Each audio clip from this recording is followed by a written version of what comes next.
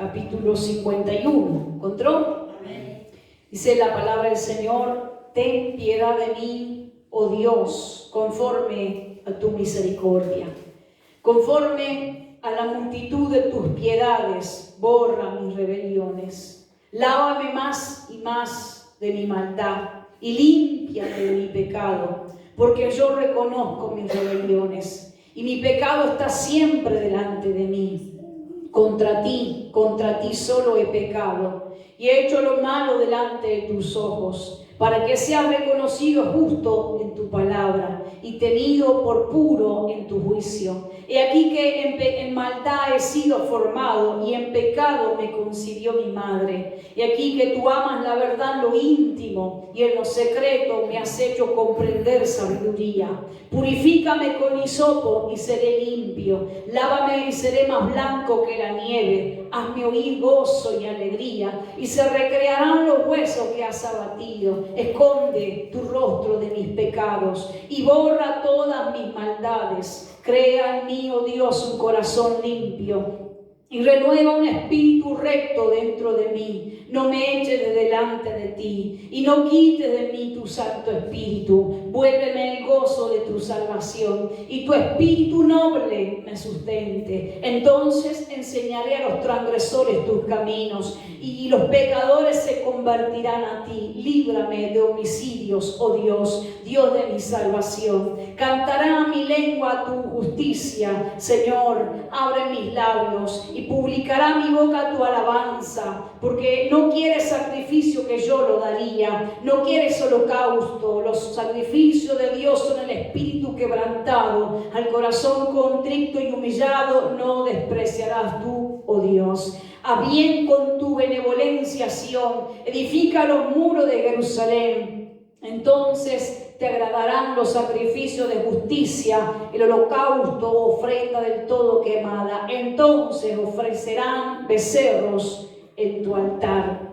Creo que, hermano, este es un salmo escrito, obviamente inspirado por el Espíritu Santo, pero es un salmo, es un escrito de un hombre que estaba enfermo, un hombre que había sido quebrantado, un hombre que había sido separado de Dios a causa de lo que había cometido, a causa de su pecado, a causa de sus faltas. Y leer el Salmo 51, yo he titulado esto en esta noche con el favor de Dios sobre mi vida: Señor, sáname de mis rebeliones. Señor, sáname de mis rebeliones. Sabe que estamos en un tiempo, hermano, donde a veces algunos reconocen y se quedan con lo que reconocen sin hacer algo para cambiar lo que reconocen.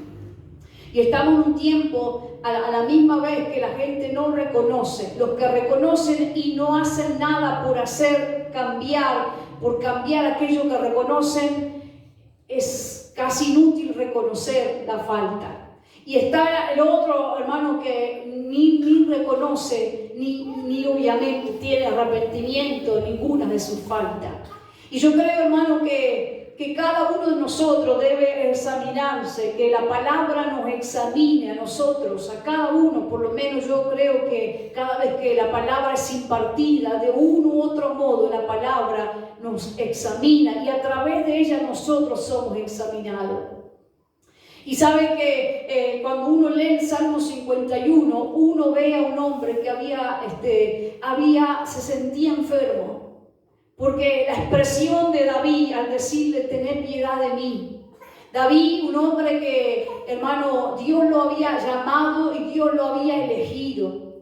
Dios lo había elegido a David, como te eligió a ti y como me eligió a mí por gracia de Dios. Dios había, hermano, puesto en él unción, como a ti. Y yo quiero explicarte brevemente, por si alguno que está aquí no sabe lo que es la unción. La unción es la presencia del Espíritu Santo obrando de una manera sobrenatural, de una manera esencial en tu vida. Eso es la unción.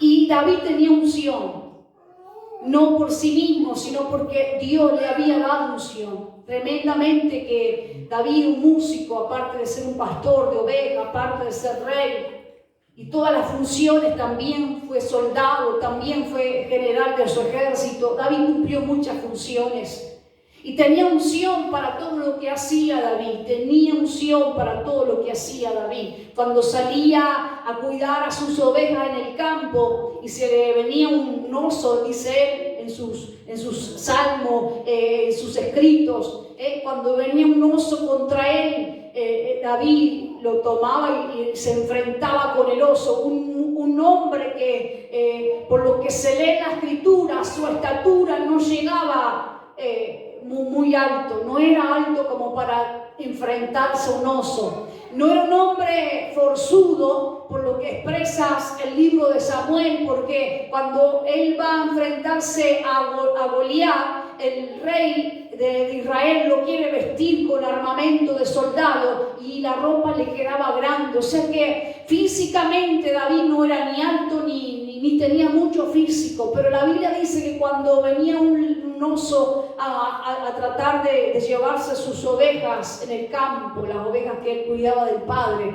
David lo enfrentaba al oso mano a mano. Fíjese, pero no era David, no era la fuerza, porque no la tenía físicamente, era la unción. Yo no sé si alguno está prestando atención a esto, pero era la unción. Era la unción. La Biblia dice que cuando venía el oso, cuando venía el león, mire los animales que él se enfrentó. Uno puede leer a veces la Biblia tan rápidamente y no ver la obra que hace el Espíritu Santo, pero la Biblia dice que él se enfrentó a los osos y lo despedazaba, se enfrentaba con los osos, se enfrentaba con los leones, fíjese. No era, hermano, que estos eran cachorros, no, estos eran leones. Y dice la Biblia que David salía al encuentro con los leones con tal de proteger a las ovejas. David tenía unción. Por eso tenía, hermano, esa capacidad de la función que hacía, hacerlo bien. Y yo le pido toda su atención. Y porque sé que el Espíritu Santo desde aquí nos está hablando. En todas las funciones que David hacía, hermano, lo hacía bien. ¿Por qué lo hacía bien? Porque tenía unción. Porque tenía unción. Cuando eso pasó en el campo, pero después, cuando él fue a la guerra, la palabra dice que él le dijo al rey: mira, yo voy a ir a pelear contra este grandote, este Goliat que viene a atacar a Israel. Yo voy a pelear. La palabra dice que David fue con unas piedras y su honda, que él acostumbraba a andar con eso en el campo, en su saco pastoril. Y dice la Biblia que él se enfrenta a Goliat. Nada que ver la estatura de Goliat con la estatura de David. Nada que ver la fuerza de Goliat con la fuerza de David. Nada tenía que ver la experiencia de guerra, porque Goliat era un hombre experto en la guerra. David no tenía experiencia en la guerra. David no tenía experiencia en la guerra. Él solo era pastor de ovejas. Pero cuando se enfrenta a Goliat, lo vence. ¿Por qué venció David a Goliat? Porque la unción de Dios estaba en él. David tenía unción. Cuando él entra al reinado, porque Dios le entrega el reinado, el trono de Israel, le entrega el gobierno de Israel, no hubo un rey más destacado. Por eso hasta hoy los judíos reconocen a David. ¿Por qué David fue uno de los reyes más destacados de la historia de Israel? Porque David tenía unción. David tenía unción. Aparte de esto, David también era músico. Cuando David estaba tocando su instrumento musical, en este caso la Biblia expresa que era un arpa, o era esas cuerdas. Y la palabra dice que mientras David tocaba, el rey de Israel llamado Saúl tenía influencias demoníacas en su cuerpo, tenía espíritus, estaban demoniados según nuestras palabras más sencillas. Y mientras David estaba tocando el instrumento, hermanos, la palabra dice que los espíritus que estaban en el rey Saúl salían. Por lo que cuando estaba oprimido el rey Saúl pedía que David le tocara, porque cuando David tocaba había liberación. ¿Por qué? ¿Porque sabía tocar bien el instrumento? No, porque David tenía la unción de Dios. Así que yo quiero decirle algo, hermano. Era un hombre de unción. Era un hombre de llamado. Pero en este salmo que él expresa, David, en el Salmo 51, él sabe que está enfermo y que ha perdido la unción, que ha perdido la facultad de vencer, que ha perdido ¿por qué digo que ha perdido la facultad de vencer? Porque, hermano, él había pecado contra el Señor, y sin el Señor nosotros no tenemos ningún poder en nuestra vida. Por eso digo, usted y yo, hermano, sometámonos a Dios. Ahí hay muchos cristianos que andan hasta reprendiendo al diablo sin someterse a Dios, que andan, hermano, hablando de las huestes espirituales, que andan ordenando cuando la vida de ellos está en desorden, cuando andan haciendo, hermano, lo que a Dios no le mandó a hacer, cuando ellos están mal.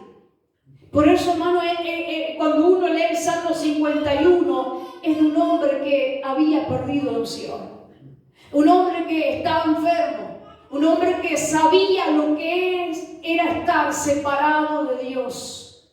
Es triste que los cristianos vivan temporadas separados de Dios y vivan en apariencias. Lo más triste que nos puede pasar a nosotros como cristianos es vivir de apariencia. Pero pastora, si yo no mantengo la apariencia, la gente me va a visualizar mi desgracia, va a visualizar mis errores. Si yo no vivo de apariencia, la gente va a visualizar que yo no fui fiel. David, ante todo Israel, prefirió padecer la disciplina de su Señor, prefirió estar bajo la mano poderosa de Dios y ser de alguna manera humillado, y en humillarse a mantener una apariencia como el rey anterior a él, que mantuvo una apariencia, pero Dios no estaba con él. Y me refiero a Saúl. Cuando Saúl pecó contra Jehová, dice la Biblia en 1 Samuel, dice la Biblia en 1 Samuel que Saúl le pide al profeta Samuel, le dice: cuando esté delante del pueblo, respétame, que el pueblo me siga manteniendo el respeto. Fíjese, yo no quiero perder esta honra delante del pueblo. Fíjese, mientras hermano, Saúl quería mantener su apariencia. Saúl quería mantener su apariencia. Sin embargo, David estuvo dispuesto, hermano, y estuvo expuesto a que todo Israel viera cómo él era un hombre que estaba siendo corregido y disciplinado por Dios, pero prefirió estar corregido y en las manos del Señor que mantener una apariencia. Y yo sé que estamos en tiempo, hermano, donde tenemos que examinarnos, como dije al principio. Y yo digo tenemos porque esto es para mí también. Y la palabra nos tiene que examinar para que no andemos de apariencia en esta vida.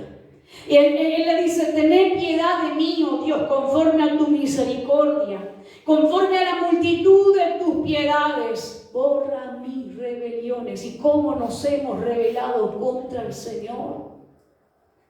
Porque la rebelión, hermano, esa rebeldía es saber que podemos hacer el bien y escogemos siempre hacer el mal. Saber que podemos dar lo mejor y terminamos dando miserias. Saber que podemos rendir para la gloria de Dios de mejor manera y terminamos gastándonos para lo que no tiene fruto y le damos a Dios obras. Y hablo de las obras de la vida. Hablo de las obras de la fuerza, de la capacidad, del desmelo, de la actitud. Hoy hablaba con una pastora en la mañana eso. Hermano, hay cosas simples en la vida. A veces todo lo llevamos al ámbito espiritual, pero hay cosas simples en la vida que cambian solo con la actitud. Porque a veces, hermano, uno, aún en la casa, la familia, a veces se arman disputas, pleitos. ¿Por qué? Porque el otro se levantó con una actitud errónea. No es mucho misterio, tiene una mala actitud para hacer un mandado, para contestar. Mire, para contestar hay gente que tiene mala actitud, para mirar. A veces no es, hermano, que haya un problema anterior, que haya un lío. Es simplemente que la mala actitud ya dañó todo, ya estorbó todo. Fíjese, hermano, cuántas veces nosotros por nuestra mala actitud nos rebelamos contra el Señor continuamente. Borrar mis rebeliones. David le dice: Señor, yo pude haberme abstenido de hacer lo que hice y lo hice. Yo pude haberme abstenido. Mire, ustedes si no saben lo que hizo David. David, hermano, cometió adulterio con una mujer que no era su mujer. Primeramente la miró y él sabía que no era para tocar a esa mujer, porque antes de invitarla, él preguntó en el palacio y dijo, porque él estaba recorriendo ahí en su balcón, la vio, bueno, ella se estaba bañando, dice la Biblia.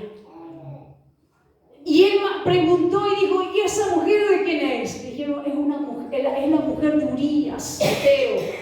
Él está en la guerra peleando por esta nación y hasta por el rey David estaba peleando. O sea que David ya sabía, antes de mandar a llamarla, él la invita. Y usted sabe en qué terminó. Terminó embarazada esta mujer. Y David pensó que esto era cuestión de saciar su carne en su momento.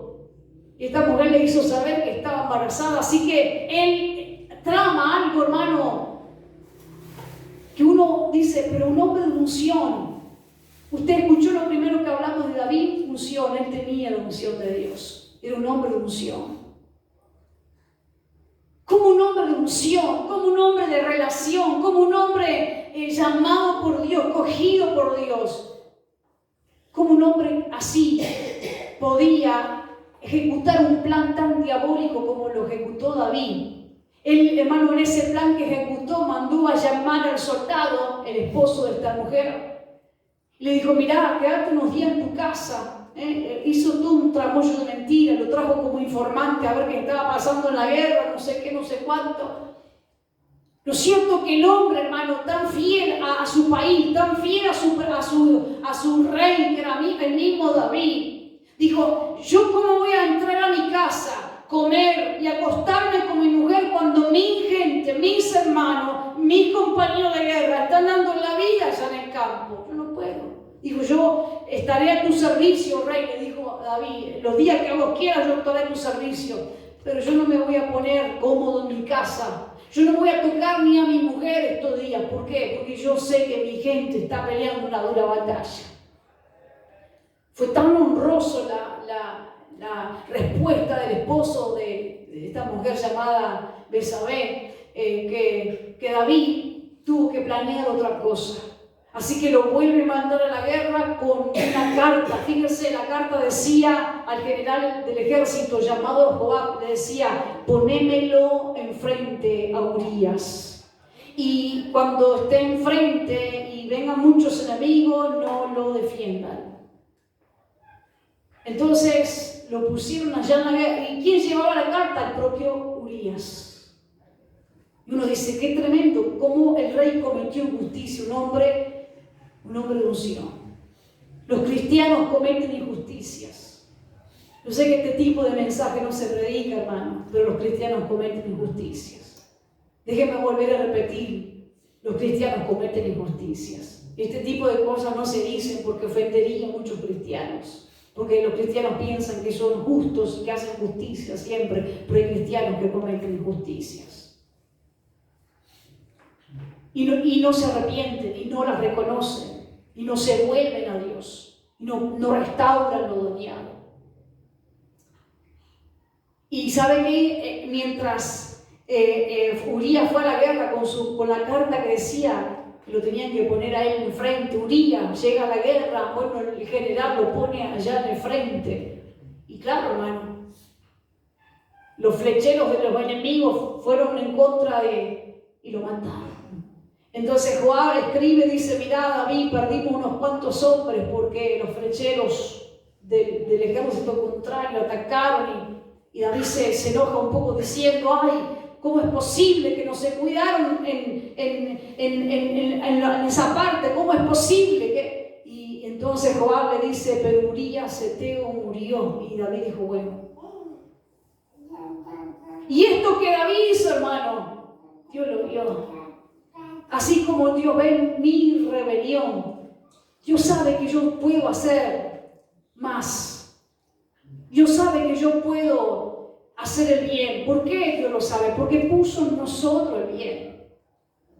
Dios nunca te va a pedir a ti ni a mí hacer algo que no nos haya dado la capacidad de hacerlo. Una de las cosas que nos pidió y nos pide como iglesia es dar la buena noticia a los perdidos, y a veces la iglesia calla. Y yo no me refiero a hacer campañas evangelísticas. Yo me refiero que a veces no nos da ni el sentir por orar por alguien, porque no nace en nosotros el obedecer a Dios por obedecerle. Nos rebelamos contra Dios cuando no nos inclinamos a orar un momento, cuando no le hablamos en el día, por la actitud. Si tenemos comida, yo digo, hay gente que, hermano, no agradece por todo lo que tiene, por la actitud. Como decíamos hoy, porque si es sopa, porque si es carne, porque no es con carne, porque si es la misma ropa, o si es ropa nueva y no me gusta, siempre hay como un desconformismo. Somos rebeldes contra Dios. Si Dios te trata a ti por ciertas áreas y me trata a mí diciendo, mirá, Valeria, esto no es de mi agrado, porque te lo hace saber, no me tiene que hablar que yo mi oído oiga, mi espíritu no sabe lo que está mal. Tu espíritu sabe lo que está mal, porque nosotros no somos tontos, hermanos. Y a veces, sabiendo lo que el Espíritu Santo nos pone, esa tristeza de lo que está mal en nosotros seguimos adelante en lo que está mal. Eso es rebelión, hermano. Eso es rebelión. Por eso David, en este salmo tan tremendo, le dice, borra delante de ti todas mis rebeliones.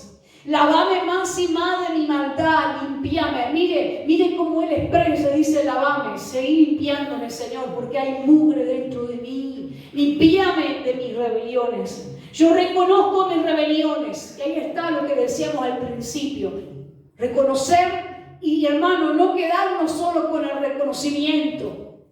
Yo a veces he escuchado a los padres, tanto hombres como mujeres, me refiero, y a veces lo he escuchado decir, sí, yo me arrepiento, yo tengo a mis hijos y no les paso los alimentos, sí, yo tengo que hacer algo, sí, pero quedamos con el reconocimiento y no vamos a la práctica de lo que reconocemos. Sin embargo, David reconoce y va por ayuda, por restauración, diciéndole, Señor, saname de mis rebeliones. Saname de esta vida, saname de que, Señor, que perdí la unción que me diste, saname. Porque el pecado, la rebelión nos enferma, es una enfermedad que nos enferma espiritualmente. Yo reconozco mi rebelión y mi pecado está siempre delante de mí. Yo pequé contra ti y contra ti solo he pecado. Yo creo, hermano, que el hombre o la mujer a veces no se arrepiente porque no ha entendido lo que ha hecho todavía. Ayer me tocó tratar en la tarde-noche con una joven madre. Y a veces, hermano, no hablo de la juventud, ni de la edad, ni de la falta de experiencia, pero a veces todo lo lleva, la gente todo lo lleva a victimizarse. Toda la gente, sus problemas los llevan a victimizarse. Yo digo, aunque sea joven o grande, o tenga o no tenga experiencia, si tiene hijos, tiene que hacerse cargo. Porque siempre, hermano, me parece que la víctima es el adulto y el niño que es culpable. Y ayer, mientras trataba con una joven madre, allí usando el dinero del dinero de sus hijos, de la asignación a la que refería, no para alcoholizarse, fíjese, porque tiene problemas, porque nadie la entiende, porque, hermano, yo creo que hasta que el ser humano no entienda que su pecado lo ha hecho estar en falta con Dios, no hay arrepentimiento, no hay cambios.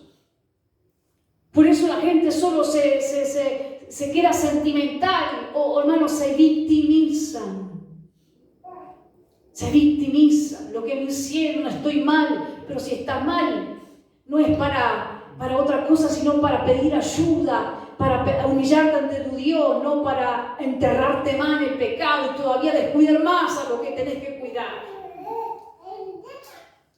La víctima en todo caso son las criaturas, no los adultos. Yo sé que estas cosas no se dicen porque los adultos siempre son víctimas. La mujer es víctima de todo, el hombre es víctima. Pero lo que han hecho, lo que han, hermanos, formado en la vida, ahí lo descuidan y las pobres criaturas tienen que defenderse en la vida como pueden. Por eso yo digo, hasta que no reconozcamos nuestro pecado contra Dios, no hay cambio en nosotros. Hasta que no entendamos, no tengamos el sentir de Cristo por la gente que está mal como cristiano. El cristiano no va a avanzar, no va a crecer espiritualmente si no tiene la carga de Jesús en el corazón, si no tiene ese sentir de Dios en su corazón. Pero no me quiero ir del tema. Contra ti he pecado y he hecho lo malo. Hay cristianos que no solo cometen injusticia, sino que hacen lo malo. Y dice, yo reconozco y te reconozco justo en tu palabra. Yo he sido formado en la maldad y en pecado me concibió mi madre. Y dice, tú amas la intimidad, lo íntimo. Porque, hermano, Dios no, quiero decirle algo, Dios va a ser fiel, más que a ti, va a ser fiel a su palabra. Antes que serte fiel a ti, Dios no es fiel a ti, Dios es fiel a su palabra. Déjeme volver a decírtelo. Dios no es más fiel a ti o a la iglesia. No. Dios no es fiel a la iglesia. Dios es fiel a su palabra. Dios no es fiel a la humanidad, al mundo, al universo y a todo lo creado. Dios es fiel a Él y a su palabra. Porque si usted lee la Biblia, del Génesis al Apocalipsis, dice, por amor a mi nombre. ¿Okay? Él es fiel a su palabra. A Él es fiel. Y por ende, es fiel a nosotros. Amén. Ahora, Él ama la verdad y la verdad va a prevalecer siempre. En los secretos nos ha hecho comprender sabiduría y le sigue pidiendo en este clamor que hace David. Purifícame con hisopo, usar el instrumento que tengas que usar para llegar a lo más profundo de mí. Yo creo, hermano, yo no hablo de llorar en los cultos. Déjeme y présteme toda su atención. Yo no hablo de llorar en los cultos, pero necesitamos empapar los altares de llanto. Y el altar principalmente no hablo de hablo de nuestro propio corazón, porque a veces hace tiempo no nos quebrantamos delante de Dios. Lloramos porque nos hicieron, lloramos porque nos sentimos. Pero a veces, pocas veces nos quebrantamos por nuestro pecado, por el pecado de la humanidad. Pocas veces nos quebrantamos por estar separados de Dios. Yo creo que si hay algo que falta a veces en el ser humano es quebrantarse delante de Dios. Que Dios use los instrumentos que tenga que usar para que nosotros nos quebrantemos. Dice, limpiame con hisopo y seré limpio, lavame y seré más blanco que la nieve. A mi oír gozo y alegría y se recrearán los huesos que has abatido. Dice David, saname de mis rebeliones, saname de mis rebeliones. Y él habla de abatimiento no solo en el cuerpo, dice, haceme oír gozo y alegría, ya no quiero ir desgracia tras desgracia. La vida no tiene placer, no sé para usted, hermano, yo trato de predicarme a mí también, pero la vida no tiene placer si uno anda mal con Dios. Como cantábamos recién, mi deleite está en ti, mi alegría, mi gozo está en ti, devuélveme el gozo de tu salvación. Yo creo, hermano, que un cristiano verdadero tiene gozo en el corazón y el gozo es algo tan tremendo que hasta es difícil de explicarlo. Mire mi sencillez para decírselo. El gozo es algo tan tremendo en nosotros los que tenemos la salvación de Dios que hasta es difícil de explicarlo. Porque es cierto que usted me puede decir, sí, me tengo muchos problemas, pero cuando el Señor me alcanzó, me convertí al Señor, algo cambió acá. Es el gozo. Y cuando pasa el tiempo y tú ya no tienes ese gozo, hay que volver a pedir y a clamar y a llorar por ese gozo. Devuélveme el gozo de la salvación. Si no, hermano, no acá, pero allá en el planeta Marte, los cristianos van a los cultos obligados. Algunos van por compromiso. Otros, como el pueblo judío, solo por tradición van a los cultos. Solo por tradición llegan a los templos, pero no tienen gozo. Cuando uno pierde el gozo de ser cristiano, o mejor dicho, cuando uno pierde el gozo de la salvación, es como que uno está perdido, hermano. Uno perdió el sabor de la vida. Mire lo que le estoy diciendo. Y esto no es una frase inventada a mis labios. Estas son vivencias nuestras. Esto es lo que la palabra dice, pero también son nuestras vivencias. Cuando uno pierde el gozo de la salvación, uno pierde el sabor a la vida. Uno ya no quiere más nada en la vida. Uno anda en la vida por andar, por así decirlo. Si usted perdió el gozo, busque el gozo. Busque el gozo. ¿Qué es usted sin gozo? Dígame, ¿qué es usted sin gozo? Es una persona que simplemente vive. ¿Dónde encuentro el gozo, pastor? En Dios está su gozo. Dice, hazme oír gozo y alegría y se recrearán los huesos que has abatido. Esconde tu rostro de mis pecados y borra mis maldades. Mire cómo insistentemente él pide, Dios, borrar, quitar, sanar mis rebeliones. Crea en mí, oh Dios, un corazón limpio. ¿Sabe lo que necesitamos, hermano, para ser sanos? Es sanarnos acá adentro. Y yo quiero que me preste atención. Lamento lo que hoy nos están escuchando este mensaje. O bendigo a los que escucharán después este mensaje. Pero yo creo, hermano, que necesitamos ser sanos de esas malas experiencias que hemos tenido. Yo no me hablo de las experiencias de la niñez ni del pasado. Hablo de esas heridas cercanas a este tiempo. Hablo de que estamos enfermos porque no oramos. Pastora, ¿qué dice usted? Sí, estamos enfermos a veces porque no oramos. Porque la oración no es solo pedir, la oración es relación. Cuando uno no está en relación con Dios, uno se siente enfermo.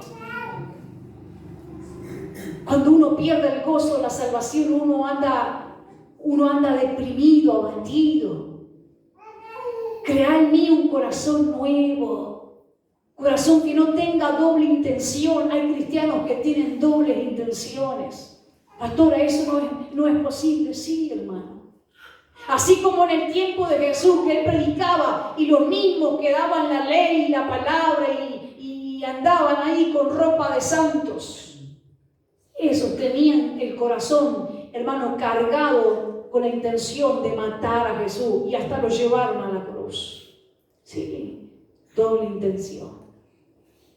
Dice Santiago, no puede salir de tu boca agua dulce como una fuente. De una fuente no sale agua dulce y salada, hablando de nuestra boca.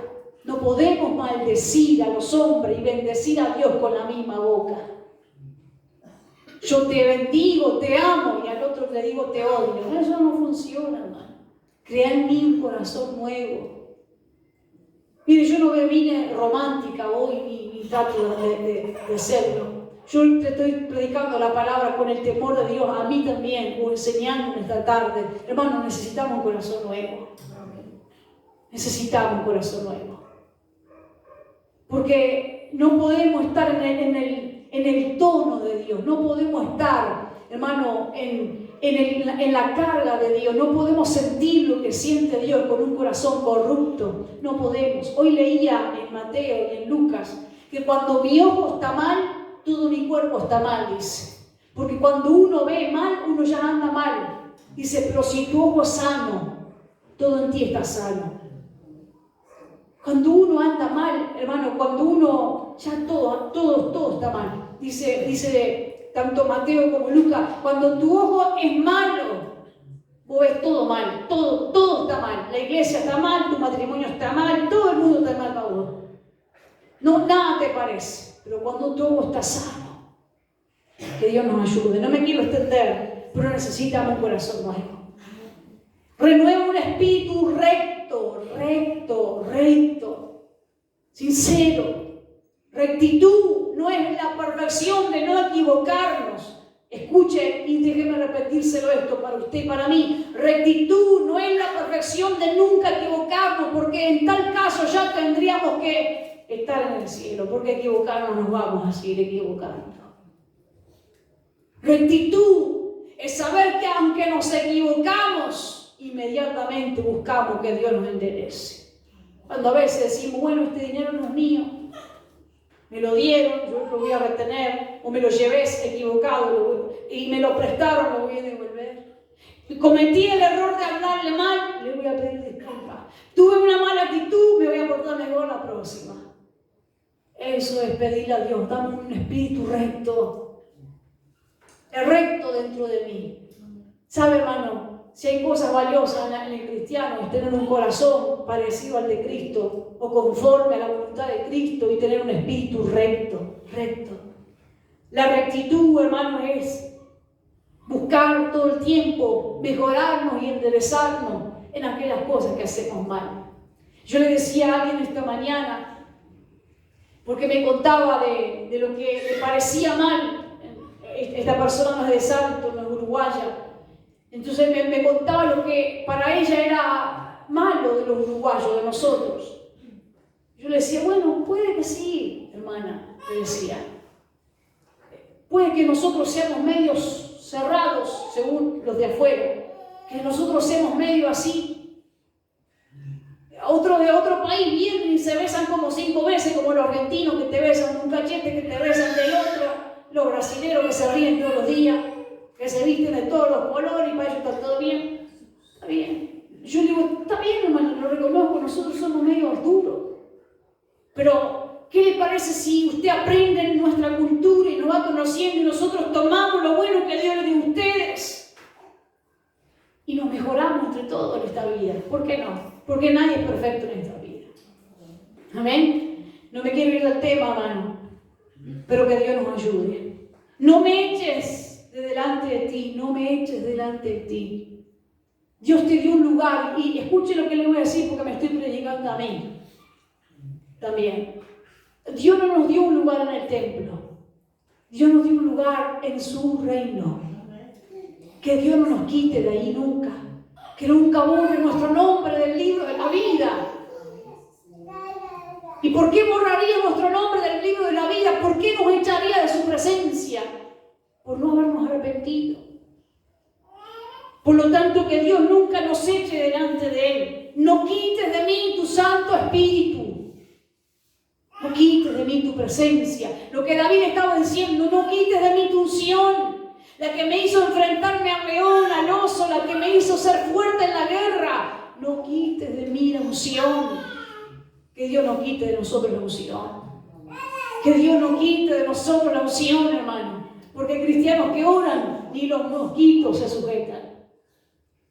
Yo no estoy hablando, hermano, de que usted ore y que se le mueva la silla para que usted sienta que tiene unción. No, no, no. Yo lo que digo es que a veces sin unción hasta orar no sirve.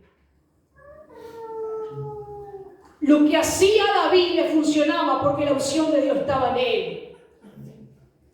Que Dios no quite de nosotros, que Dios no quite de nosotros su unción. No quites de mí tu Santo Espíritu. Vuélveme el gozo de tu salvación y espíritu noble me sustente. Entonces vamos a dar testimonio que lo que Dios hizo en nosotros lo puede hacer en otros.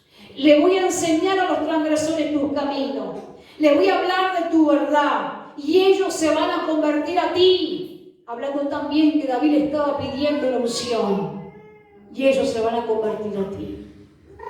Si nosotros tenemos la unción de Dios, toda función que Dios nos permita hacer en esta vida, hermano, será eficaz. La oración de todos los cristianos es eficaz, pregunto. ¿Es eficaz la oración de todos los cristianos? ¿Eso dice la Biblia? ¿Qué dice la Biblia? ¿Alguien lo puede decir? Del justo. La oración del justo.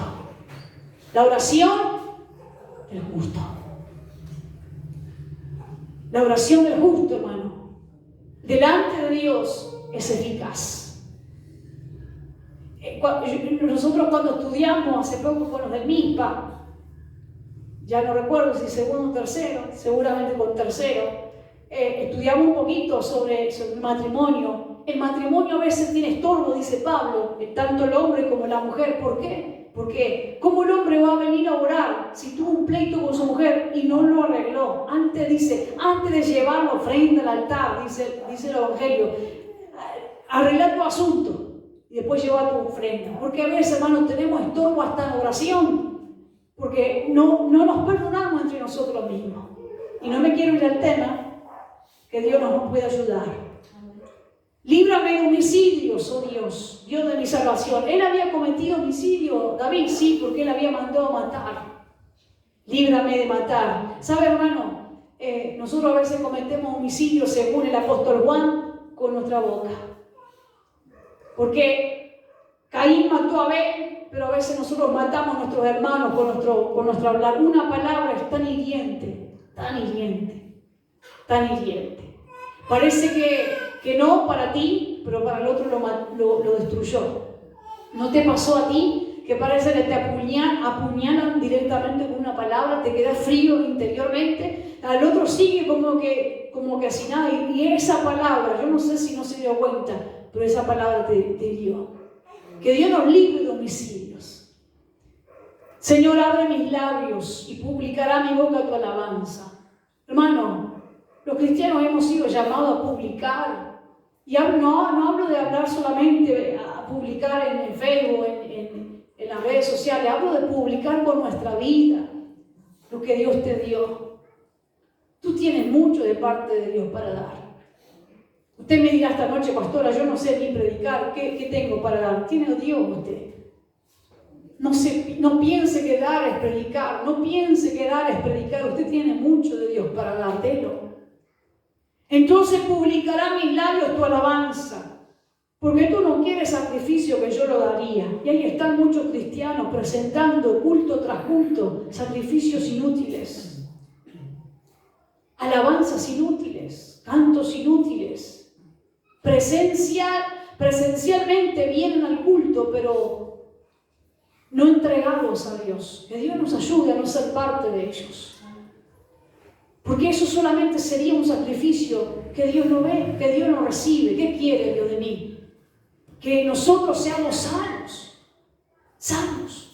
Sanos en la mente, sanos en el hablar, sanos sobre todo en el corazón. Seamos sanos, saname de mis rebeliones, porque las rebeliones me enfermaron. Yo empecé bien, como nosotros hablamos, empecé bien en el camino del Señor. Tenemos que terminar bien. Pero a veces en el trajín del camino nos enfermamos como David, porque el final de David fue bueno. Él pecó, tuvo un tiempo separado del gobierno, fuera de su palacio, pero cuando volvió restaurado, porque él fue sano por Dios, tuvo pérdidas fatales, su hijo murió, su hija fue violada, mire, le pasó de todo a este hombre. Tuvo una desgracia bien fuerte, David. Pero fue un hombre que Dios lo restauró porque le dijo, dame un corazón nuevo. Saname de mis rebeliones. Y el Dios que tiene misericordia, Dios lo hizo. Y el Dios que tiene misericordia con nosotros lo hará, hermano. Porque los sacrificios de Dios son el espíritu quebrantado, el corazón contrito y humillado. No despreciarás tú, Dios. Que Dios haga bien para nosotros, hermano. Que Dios nos haga bien. Decirle al justo que le irá bien, porque comerá del fruto de lo que él trabaja. Lo que está diciendo la palabra, que si sembramos bien, vamos a cosechar bien. Si sembramos mal, Dios nos libre, porque también cosecharemos mal. Porque todo lo que el hombre siembra, verá que Dios nos puede ayudar. Haz bien con tu benevolencia. Edifica, Señor, los muros, entonces te agradarán los sacrificios. Entonces sí, hermano, nos podremos gozar en lo que nosotros le ofrecemos al Señor. Yo no sé para usted esta palabra, esta enseñanza, pero para mí ha sido tremendo. Amén. Señor, sáname de mis rebeliones. Tómese un tiempo de oración, no solo acá. Yo le pido que usted se tome un tiempo de oración a solas en su casa y le diga, Señor, saname. Porque esto me hirió. Esto me quebrantó. Tal vez fue porque usted, hermano, como David, pecó, fue llevado a lo que quería hacer, etcétera, etcétera. Pero pecamos contra Dios. Y eso nos enfermó. Saname, borrar mis rebeliones, Señor. Amén.